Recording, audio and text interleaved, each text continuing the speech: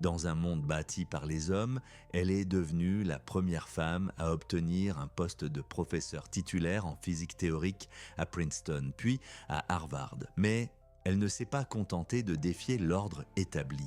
Elle a défié la réalité elle-même. Elle a imaginé un nouveau cosmos, une cinquième dimension cachée à la géométrie courbée qui pourrait enfin expliquer pourquoi la gravité est si profondément faible. La plus grande machine du monde a été construite pour mettre à l'épreuve sa vision pour traquer les échos de cet autre monde. Mais après des années de recherche, la machine reste silencieuse. Aujourd'hui, elle doit défendre une belle idée contre le verdict implacable d'une expérience sans résultat, confrontée à l'épreuve ultime pour une théoricienne, le courage de croire en ce que nous ne pouvons pas encore voir.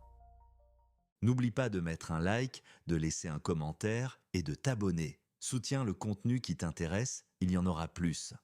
Lisa Randall est née en 1962 dans le Queens à New York, d'un père chef d'entreprise et d'une mère professeure d'université. Dès ses plus jeunes années, il était évident qu'elle ne voyait pas le monde de la même manière que les autres enfants. Tandis que ses camarades jouaient avec des jouets, Lisa était fascinée par les motifs, par la logique cachée qui semblait tout gouverner. Dans un foyer où la curiosité intellectuelle était l'air qu'elle respirait, son esprit a eu la liberté de s'aventurer dans les royaumes abstraits des mathématiques. Ce n'était pas seulement une matière scolaire, c'était un langage qu'elle comprenait instinctivement, un paysage plus réel et captivant que les rues de la ville derrière sa fenêtre. Cette passion précoce la distinguait, indication discrète d'un esprit bâti pour se mesurer aux structures les plus profondes de la réalité. À l'adolescence, son talent s'était aiguisé pour devenir une force intellectuelle redoutable. Cela a culminé en 1980 lorsque, à seulement 18 ans, elle a participé au prestigieux concours scientifique Westinghouse Science Talent Search. Ce n'était pas un concours de sciences de lycée ordinaire. C'était, et c'est toujours, considéré comme le prix Nobel junior des États-Unis, une compétition éreintante qui identifie les jeunes esprits scientifiques les plus prometteurs du pays. La pression était immense. Le concours était une vitrine des futurs titans de la science et de la technologie, chacun présentant des projets d'une complexité stupéfiante. Le simple fait d'être finaliste était un honneur qui changeait une vie. Lisa Randall n'était pas là seulement pour participer. Elle était là pour gagner. Son projet témoignait d'une maturité mathématique bien au-delà de son âge, une plongée profonde dans les nombres complexes et les structures abstraites qui auraient déconcerté la plupart des étudiants universitaires. Elle ne se contentait pas de résoudre une série de problèmes tirés d'un manuel. Elle s'adonnait au type de mathématiques pures et créatives qui repoussent les frontières de la connaissance. Les juges, universitaires et chercheurs chevronnés furent stupéfaits par la sophistication et l'originalité de son travail. Ils ne virent pas une étudiante accomplissant un devoir, mais une consoeur explorant les limites d'un domaine difficile. Ce fut le moment qui annonça son arrivée sur la scène nationale, une jeune femme du Queens, dotée d'un esprit capable de voir au cœur des mathématiques. Imaginez la scène lors de la cérémonie de remise des prix. Une salle remplie des adolescents les plus brillants du pays, leurs familles et leurs professeurs retenant leur souffle. Les noms sont appelés pour les 10 premières places, chacune représentant un exploit considérable. La tension monte à l'approche des annonces finales. La 3e place est nommée, puis la 2e. Enfin, la salle se tait avant l'annonce du Grand Prix. La lauréate du Westinghouse Science Talent Search de 1980, la meilleure jeune scientifique d'Amérique, était Lisa Randall. Ce fut un moment de triomphe pur et électrisant, la validation d'années de travail discret et concentré. Pour Lisa, c'était plus qu'un simple trophée, c'était une confirmation. Le chemin qu'elle avait choisi, le monde abstrait qu'elle aimait n'était pas seulement une passion personnelle, c'était sa destinée. Cette victoire fut son billet d'entrée pour les plus hauts échelons du monde universitaire. Elle choisit l'université Harvard pour ses études de premier cycle et son doctorat intégrant l'un des environnements intellectuellement les plus exigeants de la planète. Dans les années 80, le département de physique de Harvard était un creuset, un lieu où les esprits brillants étaient forgés par une compétition acharnée et une exposition aux idées les plus profondes de la science. Là, elle passerait du monde pur, des mathématiques, au domaine plus confus et plus mystérieux de la physique théorique des particules. Elle dut maîtriser le langage de l'univers à son niveau le plus fondamental, un langage écrit dans les équations complexes de la théorie quantique des champs. Elle se consacra à la compréhension de la théorie dominante de la physique des particules, le modèle standard. La meilleure façon de concevoir le modèle standard est de le voir comme une distribution presque complète des personnages du monde subatomique. Il présente les particules fondamentales comme les quarks et les électrons, ainsi que les forces qui régissent leurs interactions, comme l'électromagnétisme et les forces nucléaires fortes et faibles. Pendant des décennies, ce modèle a connu un succès éblouissant, prédisant les résultats expérimentaux avec une précision à couper le souffle. C'était un accomplissement monumental de l'intellect humain.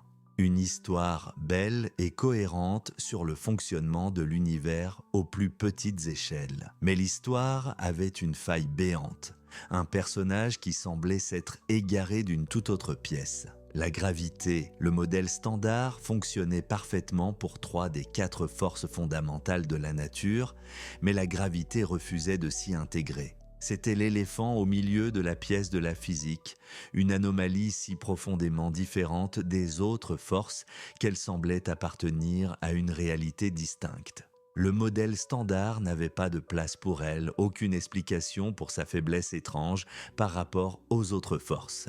Ce n'était pas un simple détail mineur, c'était une fissure profonde dans les fondations mêmes de la physique. Pour une jeune théoricienne comme Lisa Randall, ce n'était pas une faille, c'était une invitation.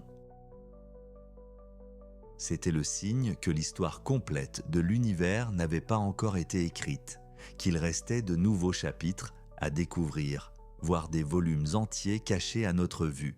Le modèle standard était la sagesse reçue, la vérité établie qu'elle devait maîtriser. Mais son esprit regardait déjà au-delà, attiré par les lacunes et les incohérences, les endroits où la carte de la réalité indiquait simplement « ici vivent des dragons ».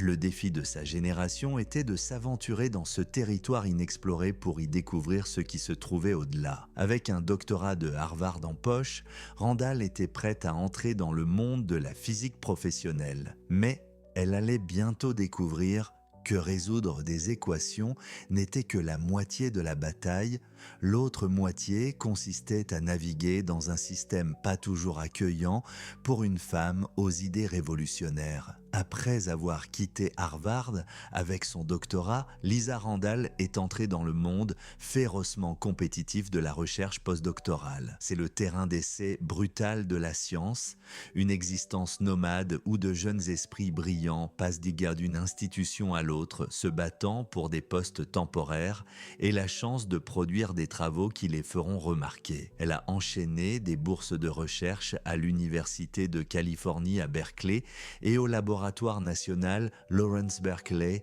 avant de décrocher un poste de professeur adjointe au Massachusetts Institute of Technology.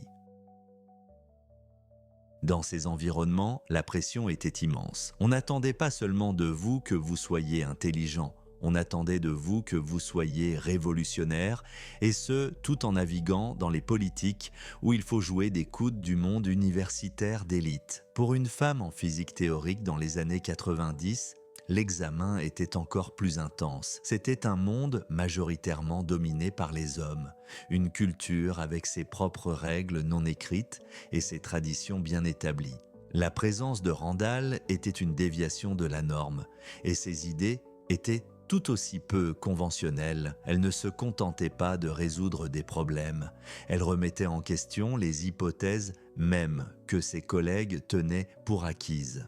Sa concentration et sa férocité intellectuelle lui ont rapidement valu une réputation d'étoile montante, quelqu'un dont le travail ne pouvait être ignoré. Cette reconnaissance croissante l'a conduite à un moment charnière de sa carrière et de l'histoire de la physique. En 1998, l'université de Princeton lui a offert un poste de professeur titulaire. Ce n'était pas un mince exploit. Le département de physique de Princeton était légendaire. Le foyer intellectuel d'Albert Einstein et de John Wheeler, un lieu où les fantômes des géants hanterent les couloirs. Et dans toute son histoire, il n'avait jamais accordé la titularisation à une femme physicienne, théoricienne. Randall fut la première. Cette nomination fut un événement marquant. Une fissure dans un plafond de verre qui avait semblé incassable pendant des générations, c'était un triomphe, mais il s'accompagnait aussi du poids isolant d'être une pionnière, de représenter plus que soi-même dans chaque amphithéâtre et chaque débat. 3 ans plus tard, en 2001, elle fit un choix qui amplifia encore davantage son statut de pionnière. Elle retourna à Harvard, l'institution même qui l'avait formée, cette fois en tant que professeure titulaire. Une fois de plus, elle devint la première femme physicienne théoricienne titularisée de l'histoire de l'université. Briser cette barrière une fois est historique. Le faire 2 fois dans 2 des institutions les plus prestigieuses et traditionnelles du monde est une affirmation. Cela confirmait que Lisa Randall n'était pas seulement une participante dans le monde de la physique théorique, mais une force prête à le remodeler. Mais pour Randall, ces jalons institutionnels étaient en secondaire. Le vrai prix était de s'attaquer à la question colossale qui la hantait depuis ses années d'étudiante. C'était une énigme si profonde et si absurde qu'elle tenait tout le domaine de la physique des particules éveillé la nuit. Elle n'était pas cachée dans une équation complexe, elle était exposée dans toutes les cuisines du monde. Pensez-y. Prenez un simple aimant de réfrigérateur, un morceau de métal aimanté bon marché que vous pourriez utiliser pour accrocher le dessin d'un enfant. Maintenant, utilisez-le pour ramasser un trombone. L'aimant, petit et faible, soulève facilement le trombone, défiant une force qui tire dans la direction opposée. Quelle est cette autre force ? C'est l'attraction gravitationnelle de la planète Terre entière, un monde entier. 6 000 milliards de kilogrammes de roches et de fer tirent ce trombone vers le bas. Et pourtant, un minuscule aimant que vous pouvez tenir au bout de vos doigts remporte le combat sans aucun effort. Ce n'est pas juste une astuce de salon amusante, c'est le signe d'un échec catastrophique dans notre compréhension de l'univers. La force électromagnétique de ce minuscule aimant est, d'une manière ou d'une autre, fantastiquement plus puissante que la force gravitationnelle d'une planète entière. Quand les physiciens ont fait le calcul, les chiffres étaient comiques. La gravité est plus faible que les autres forces fondamentales, non pas un peu, non pas d'un facteur de 1000 ou d'un million, elle est plus faible d'un facteur d'environ 1000 billions, c'est-à-dire un 1 suivi de 16 zéros. Cette divergence stupéfiante est connue sous le nom de problème de la hiérarchie. C'est, sans exagération, l'un des mystères les plus profonds et les plus embarrassants de toute la science. Les équations, qui décrivent notre univers si parfaitement à tous les autres égards, s'effondrent simplement face à ce fait. Pour un physicien, un écart de cette ampleur n'est pas seulement une énigme, c'est un désastre mathématique, un indice que nous passons à côté de quelque chose d'énorme sur la nature même de la réalité. Pourquoi la gravité est-elle si ridiculement, si anormalement faible ? Pendant des décennies, la communauté des physiciens a eu une réponse de prédilection, une idée belle et complexe appelée la supersymétrie. Cette théorie proposait un tout nouvel ensemble de particules non découvertes qui équilibrerait la balance cosmique, domptant les forces sauvages et faisant paraître naturelle la faiblesse de la gravité. Des milliers de physiciens y ont consacré leur carrière. C'était le pari dominant, la voie établie à suivre. Elle était considérée comme la voie la plus prometteuse vers une compréhension plus profonde. Mais Lisa Randall n'était pas convaincue. Elle sentait que la supersymétrie, malgré toute son élégance mathématique, était un pansement. pas une solution. Elle soupçonnait que la réponse à la faiblesse de la gravité ne se trouvait pas dans l'ajout de nouvelles particules au tableau existant. Elle croyait que le problème venait du tableau lui-même. Peut-être l'univers avait-il une forme fondamentalement différente de ce que quiconque avait imaginé. Peut-être que la raison pour laquelle la gravité semblait si faible était que la majeure partie de sa force se trouvait tout à fait ailleurs, dans un endroit que nous ne pouvions pas voir. Le problème de la hiérarchie était un mont Everest pour la physique théorique. Tandis que de nombreux alpinistes suivaient les voies établies tracées par la supersymétrie, Lisa Randall s'apprêtait à forger un chemin entièrement nouveau, un chemin qui l'emmènerait, elle et toute la science, dans une dimension invisible. En 1999, le monde de la physique théorique bouillonnait d'un désespoir tranquille. Le modèle standard était un chef-d'œuvre de l'intellect humain, mais il restait incomplet, hanté par le fantôme de la gravité. Alors que de nombreux physiciens poursuivaient leurs recherches méthodiques de particules supersymétriques, Lisa Randall sentait que la réponse se trouvait tout à fait ailleurs, dans une direction que presque personne n'explorait. C'est durant cette période de recherche intellectuelle intense qu'elle a entamé une collaboration qui allait changer sa vie et potentiellement notre compréhension de la réalité elle-même. Son partenaire dans cette aventure était un autre brillant théoricien nommé Raman Sundrum. Leur partenariat était une fusion parfaite d'énergie intellectuelle. Ils étaient connus pour leurs sessions intenses, semblables à des marathons. Devant un tableau blanc, des sessions qui tenaient moins de la délibération calme que d'une forme de combat intellectuel à grande vitesse. Les équations étaient griffonnées, effacées et réécrites. Les hypothèses étaient impitoyablement remises en question.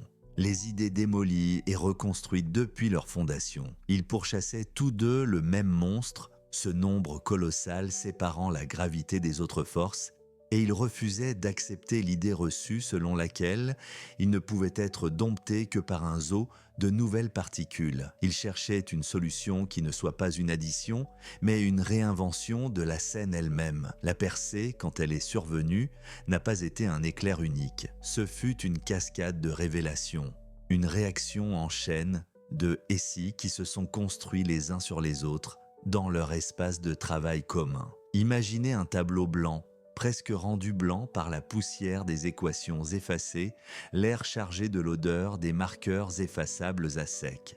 Randall et Sundrum se débattent avec le concept de dimension supplémentaire, une idée qui existait depuis des décennies mais était principalement considérée comme une curiosité mathématique. Le problème était, où était-elle ? Pourquoi ne pouvions-nous pas les voir ? Leur idée révolutionnaire a commencé par une métaphore simple et puissante. Considérer notre univers, avec ses 3 dimensions spatiales, comme une seule tranche de pain dans une miche infiniment grande. Dans leur modèle, cette tranche est appelée une brane, abréviation de membrane.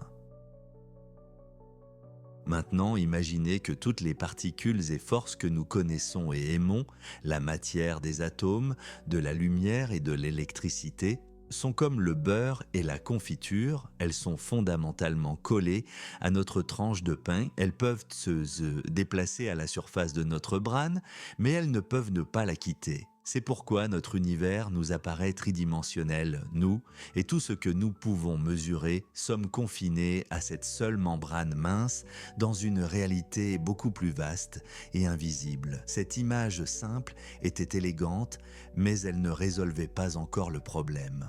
Le saut d'imagination suivant fut de se demander « et si une force n'était pas collée ?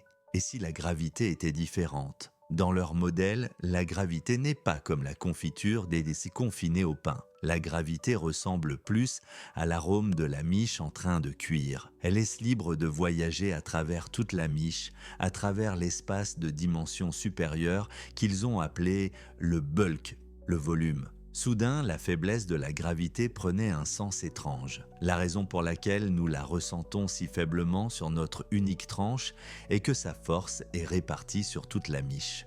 Nous ne ressentons qu'une fraction infime et diluée de sa véritable puissance. C'était une idée stupéfiante, mais elle comportait encore une faille mathématique. Si la dimension supplémentaire était grande, elle contredirait les observations de la gravité que nous avons déjà faites. Si elle était petite, elle ne serait pas assez grande pour diluer suffisamment la force de la gravité. C'est là que Randall et Sundrum ont réalisé leur coup de maître, la touche finale et cruciale qui a élevé leur théorie du statut d'idée astucieuse à celui de révolution potentielle. Ils ont réalisé que la dimension supplémentaire n'avait pas besoin d'être plate, elle pouvait être déformée. Imaginez que la gravité est une bille lourde roulant sur une vaste feuille de caoutchouc. Dans la théorie d'Einstein, cette feuille est légèrement courbée par les planètes et les étoiles. Mais dans le modèle de Randall-Sundrum, la feuille de caoutchouc est déformée de manière extrême, presque violente, juste là où se trouve notre Bran, notre tranche d'univers. La feuille est étirée en un entonnoir incroyablement profond et abrupt. La géométrie de l'espace-temps lui-même est profondément distordue. Cette distorsion, le facteur de déformation, a un effet exponentiel sur la gravité. À mesure que l'influence de la gravité s'éloigne d'une brane voisine pour se diriger vers la nôtre, elle s'affaiblit de manière exponentielle en sortant de ce profond puits gravitationnel. Ce fut le moment de l'Eureka. Les équations se sont mises en place sur le tableau blanc, claires et indéniables. Ils n'avaient pas besoin d'inventer de nouvelles particules. Ils n'avaient pas besoin d'ajuster finement des chiffres. L'écart énorme et disgracieux entre les forces, le problème de la hiérarchie qui avait tourmenté la physique pendant une génération, était soudainement et magnifiquement expliqué par la géométrie d'une unique dimension supplémentaire déformée. C'était comme s'ils avaient découvert que la raison pour laquelle un murmure lointain et faible n'est pas que le locuteur parle doucement, mais que l'air même entre vous est conçu pour étouffer le son. La théorie fut une bombe jetée au cœur de la physique théorique. Publié en 1999, leur article, intitulé « A Large Mass Hierarchy from a Small Extra Dimension » est devenu l'un des plus cités de l'histoire du domaine. C'était une rupture radicale avec le courant dominant offrant une vision de l'univers à la fois bizarre et profondément élégante. Elle suggérait que notre réalité pourrait n'être qu'un fragment d'un cosmos beaucoup plus vaste et complexe, et que les lois fondamentales de la nature étaient écrites non seulement dans les particules, mais dans la forme même des dimensions invisibles. Les implications étaient vertigineuses. Si elle était vraie, cela signifiait qu'à quelques millimètres de nous, dans une direction que nous ne pouvons percevoir, pourrait se trouver un autre univers, une autre Bran. C'était une théorie qui enflammait l'imagination, mais c'était aussi, et c'est crucial, une théorie qui faisait des prédictions. Elle suggérait que si l'on faisait entrer des particules en collision avec suffisamment d'énergie, on pourrait être capable d'éjecter une particule de notre Bran vers le bulk, où elle nous apparaîtrait comme une nouvelle particule lourde aux propriétés spécifiques. Ce n'était pas seulement de la philosophie, c'était de la science testable, il l'avait fait. Sur le papier, c'était l'une des solutions les plus belles et élégantes au problème de la hiérarchie jamais conçue. Mais en science, une belle idée ne vaut rien tant qu'elle ne se confronte pas à la réalité. Et la réalité était sur le point d'être construite dans un anneau de 27 km sous la frontière franco-suisse. L'article publié en 1999 a eu l'effet d'un coup de tonnerre dans le monde de la physique théorique. Ce n'était pas une simple étape supplémentaire ou une correction mineure d'un modèle existant. C'était une réimagination radicale de la réalité.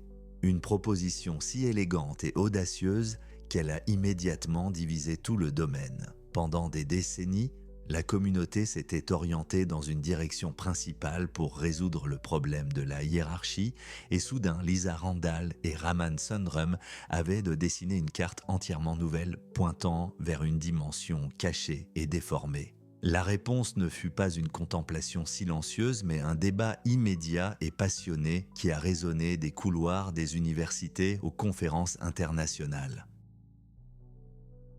Cela a déclenché l'une des grandes controverses scientifiques de l'ère moderne, les modèles de Randall-Sundrum contre la supersymétrie. c'était plus qu'un désaccord sur des équations, c'était un choc fondamental de philosophie. La supersymétrie, le paradigme dominant depuis plus de 20 ans, était une théorie de l'addition. Elle cherchait à résoudre le problème de la hiérarchie en postulant une vaste famille invisible de nouvelles particules pour équilibrer les comptes de l'univers. C'était complexe, mais cela gardait intacte la scène quadridimensionnelle de la réalité. La théorie de Randall était une théorie de la soustraction et de la géométrie. Elle ne nécessitait aucun zoo de nouvelles particules. Au lieu de cela, elle proposait que la scène elle-même était fausse, que notre réalité perçue n'était qu'un fragment d'un cosmos de dimension supérieure et que la faiblesse de la gravité était une illusion créée par la forme de l'espace. Cette nouvelle vision s'est immédiatement heurtée à de puissants opposants. Toute une génération de physiciens avait bâti sa carrière sur les mathématiques de la supersymétrie. Pour eux, l'idée de dimension supplémentaire relevait de la science-fiction, une distraction du travail sérieux de la chasse aux particules. Ils la considéraient comme excessivement spéculative. Une belle construction mathématique sans aucune garantie de lien avec le monde réel. La résistance fut féroce non seulement de la part d'individus, mais aussi d'une culture scientifique établie qui avait depuis longtemps misé sur la découverte de particules supersymétriques. Randall ne se contentait pas de contester une théorie. Elle remettait en question une orthodoxie profondément ancrée, mais à chaque sceptique répondait un converti enthousiaste. Sa théorie électrisa les communautés de théoriciens des cordes et de phénoménologues. Ces physiciens spécialisés dans le lien entre les théories abstraites et les prédictions expérimentales. Pour eux, le modèle de Randall-Sundrum était un cadeau. Ce n'était pas seulement une idée philosophique sur des mondes cachés, c'était un cadre concret et testable. Il faisait des prédictions spécifiques sur ce qui pourrait apparaître dans la nouvelle génération de collisionneurs de particules. Il fournissait une cible claire. Des alliés se rallièrent à sa bannière, excités par la chance d'explorer une frontière entièrement nouvelle. La physique, qui semblait bloquée depuis des années, disposait soudain de deux voies viables et concurrentes vers l'inconnu. C'était une course aux enjeux considérables pour l'âme de la physique au-delà du modèle standard. Alors que le débat faisait rage dans le monde clos du milieu universitaire, Randall prit conscience d'un nouveau défi. Ses idées étaient de discuter dans des articles très techniques et des conférences ésotériques utilisant un langage impénétrable pour quiconque n'appartenait pas au domaine. Pourtant, les implications étaient profondes, touchant à la nature même de l'existence. Elle réalisa que si sa vision révolutionnaire devait être véritablement comprise, elle ne pouvait pas laisser à d'autres le soin de la raconter. Elle devait en devenir la principale traductrice. Cette décision marqua un tournant décisif dans sa carrière, un passage du tableau blanc solitaire à la scène publique. En 2005, elle publia Des univers multiples, à la découverte des dimensions cachées. C'était un pari énorme. Le livre visait à expliquer les brânes, la géométrie déformée et le problème de la hiérarchie à un large public, des concepts qui mettaient au défi même les physiciens chevronnés. Le risque de simplification excessive ou d'incompréhension était immense. Pourtant, le livre fut un succès spectaculaire. Il figura sur les listes de best-sellers, un exploit presque sans précédent pour un ouvrage de physique théorique aussi profonde. Randall fit preuve d'un don rare pour tisser des idées complexes en un récit captivant et accessible, utilisant des métaphores et une prose limpide pour guider les lecteurs jusqu'aux confins de la connaissance humaine. Ce succès la transforma du jour au lendemain. Elle n'était plus seulement une théoricienne de premier plan connue de ses pairs, elle était désormais l'une des intellectuelles scientifiques les plus en vue au monde. Ce nouveau rôle s'accompagna d'un profond conflit intérieur. La vie d'un physicien théoricien est faite de concentration silencieuse et monacale, de longues heures passées dans une concentration intense avec les mathématiques pour seule compagnie. La vie d'une personnalité publique est tout le contraire. un tourbillon d'interviews, de tournées de promotion, d'apparitions télévisées et de conférences publiques. Elle dut apprendre à naviguer entre ces deux mondes, équilibrant les exigences solitaires de la création scientifique avec la responsabilité publique de l'expliquer. Ce double rôle n'était pas une distraction de son travail, mais un prolongement de sa philosophie fondamentale en tant que scientifique. Elle expliquait souvent son point de vue avec une phrase simple et puissante: « La science est un moyen de ne pas nous tromper nous-mêmes ». Pour Randall, l'écriture de des univers multiples était un acte d'une profonde honnêteté intellectuelle. C'était sa façon de présenter au monde ses idées spéculatives qui changèrent les paradigmes, clairement et sans fausse certitude. Elle ne prétendait pas avoir la réponse définitive. Au lieu de cela, elle invitait tout le monde à comprendre la question, à apprécier la beauté de la solution théorique et à partager le suspense de la recherche expérimentale à venir.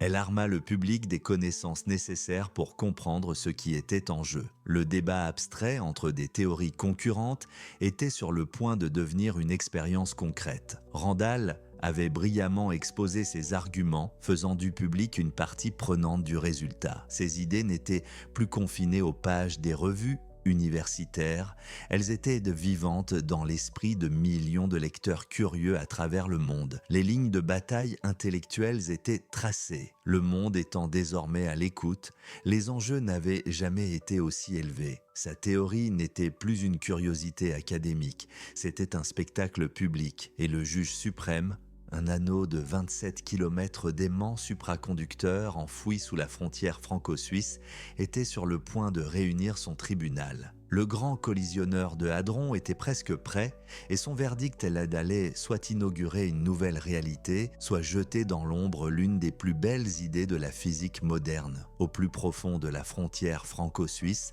la plus grande machine jamais construite par l'humanité prenait vie. Le grand collisionneur de hadrons, ou LHC, était un monument à la curiosité collective.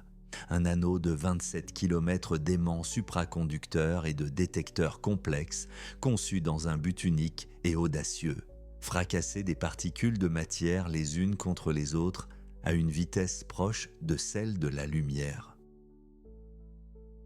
C'était une sorte de machine à remonter le temps, conçue pour recréer les énergies titanesques qui existaient une fraction de seconde après le Big Bang. Pour l'ensemble du domaine de la physique, c'était l'heure de vérité, l'ouverture d'une nouvelle frontière. Pour Lisa Randall, c'était le tribunal final où sa théorie serait jugée. La promesse du LHC n'était pas seulement de confirmer ce que nous savions déjà, mais de découvrir ce que nous ignorions. Il a été construit pour sonder les limites mêmes du modèle standard, pour trouver les fissures dans ces fondations dont les théoriciens comme Randall savaient qu'elles devaient exister. La communauté mondiale de la physique tout entière retenait son souffle, s'attendant à un flot de nouvelles découvertes, à une ménagerie de nouvelles particules qui résoudraient les énigmes cosmiques les plus profondes. C'était un pari grandiose sur l'idée que si l'on construit un instrument assez puissant pour poser une nouvelle question à l'univers,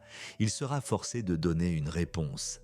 Les enjeux étaient astronomiques, représentant des décennies de travail et des milliards de dollars, le tout reposant sur l'espoir de trouver quelque chose de nouveau. Pour la théorie de Randall, le test était d'une simplicité magnifique. Faire entrer en collision des protons dans le LHC revenait à frapper un tambour avec une force immense. Si notre univers était la seule dimension, on n'entendrait que la note fondamentale de ce tambour. Mais si sa cinquième dimension déformée était réelle, la collision serait si violente qu'elle créerait un écho, une résonance dans cet espace caché. Cet écho se manifesterait dans notre monde sous la forme d'une nouvelle particule incroyablement lourde, un graviton dit de Kaluza-Klein. Ce serait un fantôme d'une autre réalité, apparaissant un bref instant avant de se désintégrer en particules familières, laissant une signature énergétique distincte dans les détecteurs. Trouver cette signature serait comme entendre une faible harmonique aiguë provenant du tambour, prouvant l'existence d'une réalité bien plus riche que la nôtre. Latente dans les années qui précédèrent les premières collisions à haute énergie du LHC était électrique. C'était le Super Bowl de la physique et tout le monde avait placé ses paris.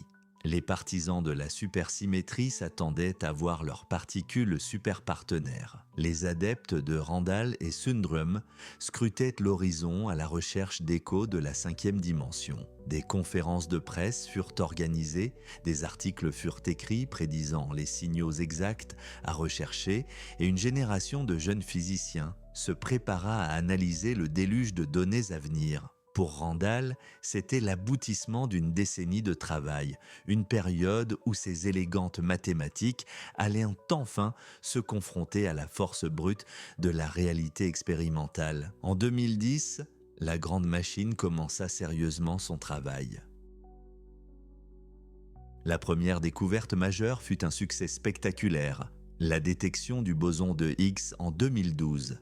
C'était la dernière pièce manquante du modèle standard, une validation triomphale de la théorie qui avait dominé la physique pendant un demi-siècle. Mais ce fut aussi une victoire douce amère. Le Higgs se présentait exactement comme le prédisait le modèle standard, sans comportement étrange, sans aucun indice d'une nouvelle physique se joignant à la fête. C'était une confirmation parfaite de l'ancienne histoire, et non le début d'une nouvelle. Cela ne fit qu'épaissir le mystère. Puis la longue attente commença. Le LHC fonctionna, fracassant des billions et des billions de protons, et les physiciens passèrent au crible les débris numériques. Ils cherchaient le pic d'énergie révélateur, la bosse sur les graphiques de données qui signalerait la désintégration d'une nouvelle particule. Une seule bosse non ambiguë signifierait un prix Nobel et une révolution dans notre compréhension du cosmos. Pendant des années, la communauté mondiale fut sur le qui-vive.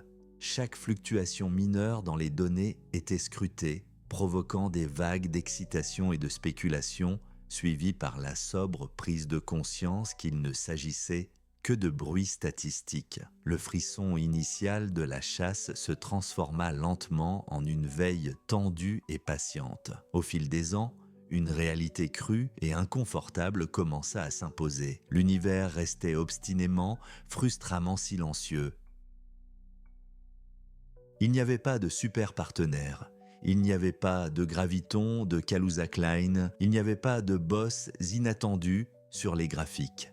Les données étaient de plates, correspondant parfaitement aux prédictions de l'ancien modèle standard, incomplet. La théorie que Randall et d'autres avaient travaillé si dur à dépasser se révélait être un adversaire d'une robustesse terrifiante. C'était comme s'ils avaient construit une clé colossale pour ouvrir une nouvelle porte, pour finalement découvrir que la clé tournait parfaitement dans l'ancienne serrure, ne révélant rien de nouveau derrière elle. Tel était le drame central. Une idée magnifique, convaincante et mathématiquement élégante se heurtant au silence froid et implacable de l'expérience. Pour la communauté des physiciens, ce fut une période de profonde introspection. Pour Randall, cela représentait un revers scientifique significatif. Ce n'était pas un échec personnel, mais l'humble expérience de voir une prédiction puissante rester non vérifiée. L'arc émotionnel passa de l'espoir intense d'une découverte qui définirait une génération à la déception silencieuse d'un résultat nul. Sa dimension déformée, si vivante sur le tableau blanc et dans les équations, restait obstinément invisible à nos yeux les plus puissants. Pourtant, en science, un résultat nul n'est pas une impasse. C'est un repère. Le silence du LHC n'a pas tué la théorie de Randall, mais il l'a contrainte. Il lui a indiqué que si une dimension supplémentaire déformée existe, elle doit être plus petite ou plus sévèrement déformée que ne le prédisaient les modèles les plus simples. Ces effets n'apparaîtraient qu'à des énergies encore plus élevées, hors de la portée actuelle du LHC. Telle est la nature rigoureuse et méthodique de la méthode scientifique. C'est un processus d'élimination, d'exclusion des possibilités pour affiner la recherche de la vérité. Cela exige une profonde résilience et une volonté d'accepter l'univers tel qu'il est, et non tel qu'on le souhaiterait. L'élégante théorie d'une cinquième dimension déformée reste l'une des solutions les plus convaincantes jamais conçues au problème de la hiérarchie. Elle témoigne de la créativité humaine, un magnifique « et si » qui a repoussé les limites de ce que nous pensions possible. Mais pour l'instant, c'est une idée en attente de confirmation, une belle chanson sans orchestre pour la jouer. La plus grande machine sur Terre avait posé la question, et l'univers, jusqu'à présent, avait choisi de ne pas répondre. L'univers est resté silencieux là où sa théorie prédisait qu'il devrait chanter. Pour beaucoup, cela serait une crise. Mais pour comprendre Lisa Randall, il faut regarder au-delà du laboratoire et du tableau blanc, vers les autres dimensions de sa propre vie. Pour comprendre l'esprit qui a pu concevoir une cinquième dimension déformée, il faut regarder au-delà des confins stériles d'un laboratoire de physique. Dans les paysages sauvages du monde, d'Afriziao, des falaises d'Afrique du Sud aux montagnes de France, Lisa Randall s'adonnait à une autre passion, l'escalade. Ce n'était pas un simple passe-temps ou une distraction de son travail. C'était une manifestation physique de son processus intellectuel, une traduction de la pensée abstraite en réalité viscérale. Sur la paroi rocheuse, il n'y a que l'instant présent, le problème immédiat de trouver la prochaine prise pour la main, le prochain appui sûr pour le pied sur un plan vertical, apparemment impossible. Chaque ascension est une expérience de physique. Le grimpeur doit constamment calculer les forces, l'équilibre et la friction, testant des hypothèses avec son propre corps. Un mauvais mouvement, une erreur de calcul et le résultat est une chute. La discipline mentale requise est immense. Un état de concentration absolue où le monde extérieur s'évanouit. Pour Randall, cet état était familier. Il reflétait la concentration profonde nécessaire pour naviguer sur le terrain périlleux de la physique théorique, où une seule hypothèse erronée peut faire s'effondrer toute une structure intellectuelle. La récompense de cet effort intense, tant sur le rocher que sur le tableau blanc, est la même. Une nouvelle perspective, une vue à couper le souffle depuis une hauteur que personne n'avait atteinte auparavant. Mais la créativité de Randall s'étend au-delà du physique et du mathématique jusqu'au domaine de l'art pur. Dans un geste qui a surpris même ses plus proches collègues, elle a écrit le livret d'un opéra, et pas n'importe quel opéra, intitulé Hyper Music, A Projective Opera in Seven Planes. Sa première a eu lieu à Paris, en collaboration avec le compositeur Hector Parra. L'histoire elle-même était une traduction directe de ses propres idées scientifiques en un drame humain. Elle suivait une compositrice luttant pour créer une œuvre musicale révolutionnaire, une lutte qui l'a fait glisser entre différents plans de réalité. La structure de l'opéra était une œuvre de physique. Chacun des 7 plans représentait une brane différente dans un bulk de dimension supérieure. La composition musicale elle-même était conçue pour créer la sensation auditive de se déplacer à travers ces dimensions, avec des changements d'harmonie et de texture représentant le passage d'une réalité à une autre. C'était un projet audacieux, une fusion de la science la plus abstraite avec l'une des formes d'art les plus émotionnelles. Hypermusique a prouvé que pour Randall, les branes et les dimensions déformées n'étaient pas seulement de froides équations sur une page. Elles constituaient un nouveau langage pour décrire l'univers. Un langage capable d'exprimer non seulement les lois physiques, mais aussi les sentiments, les conflits et les aspirations humaines. Ce mélange unique d'intérêts témoigne de sa philosophie fondamentale sur le progrès scientifique. Elle l'a un jour parfaitement expliqué. La créativité en science est un mélange de pensée disciplinée et d'une volonté de tout remettre en question. Cette seule phrase résume toute sa carrière. La pensée disciplinée a été forgée dans les fournaises intellectuelles exténuantes de Harvard et de Princeton. Elle représente la maîtrise de la théorie quantique des champs, les années passées à apprendre le langage mathématique complexe nécessaire pour ne serait-ce que commencer à poser des questions pertinentes sur l'univers. Sans cette base rigoureuse, toute nouvelle idée n'est que vaine spéculation. Mais la discipline seule ne suffit pas. La deuxième partie de son credo, la volonté de tout remettre en question, est ce qui la distingue. Alors qu'une grande partie de la communauté des physiciens construisait des structures toujours plus élaborées sur les fondations quadridimensionnelles de l'espace-temps, elle était prête à poser la question la plus fondamentale de toutes. Et si les fondations elles-mêmes étaient nos fausses, et s'il y avait plus? Cette audace a défié les postulats les plus fondamentaux sur la réalité est le véritable moteur de la révolution scientifique. C'est la même impulsion qui a poussé Copernic à déplacer la Terre et Einstein à courber l'espace et le temps. Cette intrépidité intellectuelle a été nourrie dans un environnement familial remarquable. Sa sœur, Dana Randall, est elle-même une éminente professeure d'informatique au Georgia Institute of Technology. Les deux sœurs ont grandi en partageant un langage de résolution de problèmes complexes et abstraits. Ce partenariat intellectuel de toute une vie a fourni un système de soutien unique, la caisse de résonance d'un autre esprit brillant qui comprenait les pressions et les passions d'une vie consacrée à repousser les frontières de la connaissance. Il offrait un point d'ancrage humain, enracinant la théoricienne qui explorait d'autres dimensions dans le lien puissant et réel de la famille. À travers l'escalade, l'art et la famille, un portrait plus complet de Lisa Randall se dessine. Elle n'est pas seulement une théoricienne vivant dans un monde d'équations abstraites. C'est une personne qui recherche les défis dans toutes les facettes de sa vie, qu'il s'agisse d'une falaise de granit abrupte ou d'un paradoxe apparemment insoluble dans les lois de la nature. Elle trouve des motifs et des structures reliant le monde physique, le monde artistique et le monde mathématique, les considérant non pas comme des domaines distincts, mais comme des expressions différentes d'une réalité unique, sous-jacente et profondément belle. Son histoire répond à une question essentielle. Qui est la personne qui se cache derrière la théorie révolutionnaire? C'est une exploratrice au sens le plus vrai du terme. Sa vie est un témoignage de l'idée que les outils pour comprendre l'univers ne sont pas seulement les collisionneurs de particules et les superordinateurs.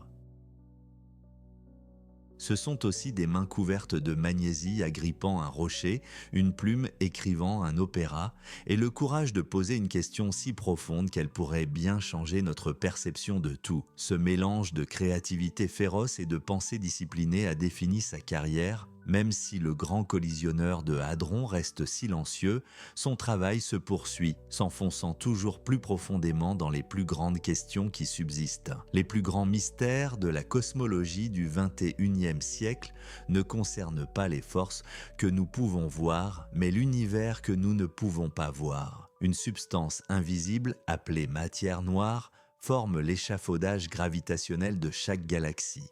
Mais son identité est une énigme complète. Une force encore plus mystérieuse, l'énergie sombre, provoque l'accélération de l'expansion de l'univers, éloignant tout de tout. Le grand collisionneur de hadrons, n'offrant aucune réponse simple, de nombreux physiciens y ont vu un moment de crise. Mais Lisa Randall n'a pas vu ce silence comme une fin, mais comme un nouveau type de puzzle dont les pièces pourraient bien s'insérer dans le cadre dimensionnel même qu'elle avait déjà construit.